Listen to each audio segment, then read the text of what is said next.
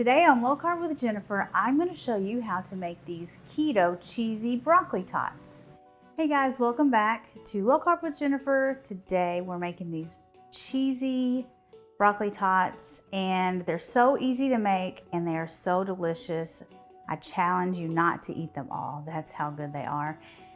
And I cannot wait to make them because I am hungry and this is going to be my lunch. So I've got 2 cups of broccoli, and this is packed broccoli, like we packed it into the cup.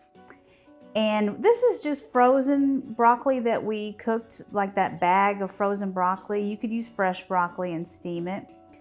And then we chopped it finely. So 2 cups of that. We're gonna add in a 1/2 cup of almond flour, a 1/2 cup of grated Parmesan cheese, grated, shredded, whichever one you wanna use, 2 beaten eggs, 3/4 cup of shredded cheddar cheese, a 1/2 teaspoon of garlic powder, a teaspoon of salt, and freshly cracked black pepper. Okay, we're just gonna stir this all up. Just kind of smush it around. It'll all come together, start to stick together, just like that. Okay, so we've got a lined sheet tray here, and I'm going to portion these out with my clean hands into about 25 tots.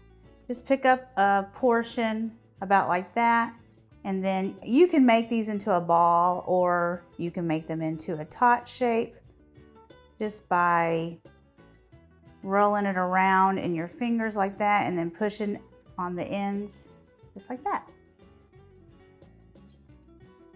So making these can be some good therapy for you, or you can just make meatballs if you want.